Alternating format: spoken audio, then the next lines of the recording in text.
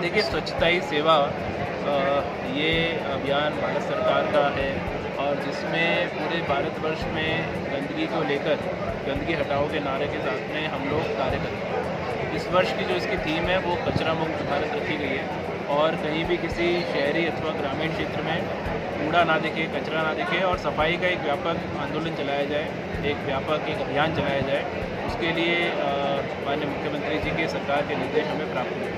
तो इसीलिए आज हमने सारे जनपद के प्रधानों की, हमारे सभी सचिवों की, सभी खंड विकास अधिकारी, जनपद स्तरीय अधिकारी उनकी कार्यशाला यहाँ बुलाई थी और न केवल स्वच्छता के बारे में, कचरा मुक्त भारत अभियान के बारे में उनको बताया गया है, बल्कि जो हमारे उत्तर प्रदेश सरकार के का जो ध्येय है जन प्रथम, नागरिक प्रथम, यानी नागरिकों की समस्याओं का समाधान करना और जो अंतिम व्यक्ति अंतिम पायदान पे उसकी समस्या का समाधान करना, उस ध्येय के साथ में सब लोग आगे बढ़े। उसके बारे में बहुत विस्तार से बताया गया है। शिक्षा में, स्वास्थ्य में, कुपोषण में, पंचायती राज में, ग्रामीण विकास में जो जिम्मेदारी पंचायतों की निर्धारित की गई है, सारे प्रधान उसको बहुत अच्छे से निभाएं।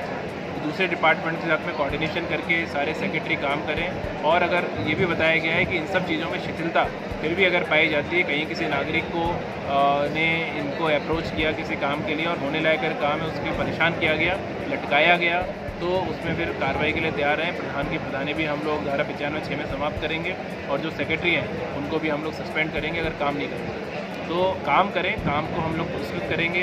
कई पंचायतों ने बहुत अच्छा काम किया, उनको पुरस्कृत भी हम लगातार करते हैं। ऐसे प्रधानों को भी हम लोग साधुवाद देते हैं, ऐसे सचिवों को भी साधुवाद देते हैं। लेकिन व्यवस्था का विरोधी बन के अगर जनता को भटकाने का काम कोई करेगा तो उसके लिए हम लोग दंड का भी प्रावधान करने जा रहे हैं। सर, आपके द्वारा कुछ सचिवों पर भी कार्रवाई की गई है? हाँ, देखिए, जो IGRS और जनता दर्शन है वो उत्तर प्रदेश सरकार की टॉप प्रायोरिटी है। माननीय मुख्यमंत्री जी ने डायरेक्शन दिए हैं, जनता को सीधे सुना जाए, जनता की तकलीफों को लटकाने वाले कर्मचारियों के विरुद्ध कार्रवाई प्रभावी रूप से की जाए। तो ऐसे जितने लोग जो IGRS में लापरवाही कर रहे थे, ऐसे जितने लोग जो जनता की समस्याओं के निस्तारण में लापरवाही कर रहे थे, उन पर हम लोग कार्रवाई बहुत तेज़ी से हमने स्टार्ट की है और मैं उम्मीद करता हूँ कि बाकी कर्मचारी अधिकारी इससे सबक लेंगे और पूरे मनोयोग, पूरे उत्साह, पूरे ऊर्जा के साथ में जनता के लिए काम करने के लिए तत्पर हैं। सर, इस कार्यशाला में कौन कौन लोग शामिल रहे हैं? इसमें देखिए, हमारे मुख्य विकास अधिकारी CMO साहब, हमारे जो DC मनरेगा हैं, DC NRLM है, DPRO हैं, समाज कल्याण अधिकारी हैं, सभी खंड विकास अधिकारी हैं, कृषि विभाग के लोग थे, प्रोबेशन विभाग के लोग थे, सभी विभागों के लोग थे, सभी प्रधान थे, सभी सचिव थे।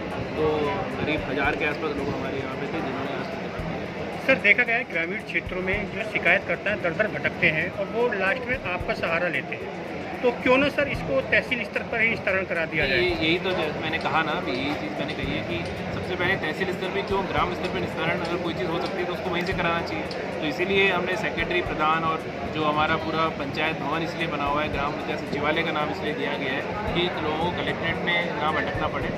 तो सबसे पहले जो मेरे पास जो लोग आते हैं, मैं उनसे भी अपील करूँगा, पहले अपने सेक्रेटरी, प्रधान, अपने लेखपाल से उसकी शिकायत करें, उसके बारे में उन्हें अवगत कराएं। नहीं सुनते उसके बाद में BDO और SDM को बताएं और वो भी अगर नहीं सुनते तो फिर मेरे पास आएँ।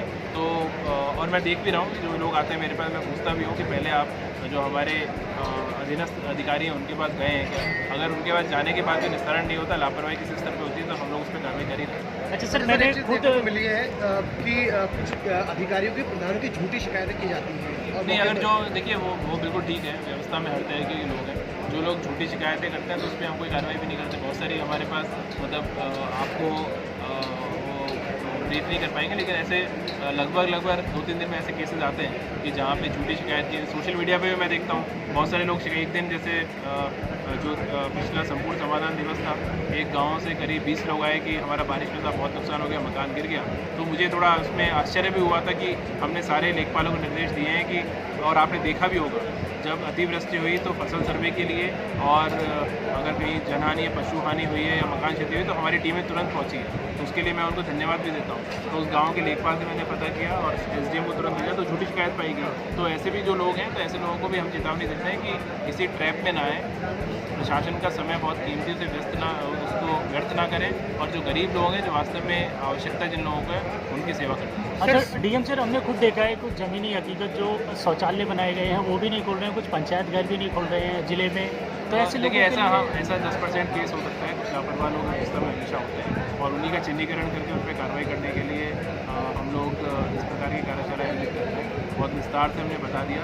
अगर पहले ये आंकड़ा आपको अगर होकर 50% 60% शुरू में मिलता, आज वो 10% के आसपास ही रह गया है और उसकी टाइमिंग्स भी हैं और फिर भी अगर लोग नहीं सुधरेंगे तो उतारने उसके लिए तैयार रहेंगे। सर, सरकार की योजनाओं का लाभ दिलाने के लिए धरातल पर किस तरह क्या आपका डंडा जारी रहेगा ग्राम प्रधानों पर? देखिए, सरकार की योजनाओं को धरातल पे लागू करना प्रधानों की और सचिवों की जिम्मेदारी है और वो कर भी रहे हैं। जैसा मैंने अभी कार्यशाला में भी कहा कि जितनी हमारी मेजर स्कीम्स हैं इसका लाभ लोगों को मिलना चाहिए। स्वास्थ्य में आयुष्मान भारत गया था, बहुत सारे लोगों को लाभ मिला है। अभी हमारे CDO साहब ने बताया था कि टॉप 10 में हमारे पूरे प्रदेश उसमें है भी। पर जो लोग जिनका काम हो गया तो हमारी चिंता उनके साथ साथ जिनका नहीं हो पाया, जिनका नाम नहीं आ पाया, उनको लेकर ज़्यादा होती है। तो वो हमेशा एक लिस्ट बनी रहती है, तो उस पर हम लोग प्रयास करते हैं कि जो लोग योजना के अंतर्गत अगर पात्र हैं तो वो ना छूटें कम से कम। तो उसी के लिए हम लोग प्रयास करते हैं, चाहे राशन कार्ड की योजना हो, पेंशन की योजना है और रोजगार की योजना हो, मनरेगा में काम को लेकर हो,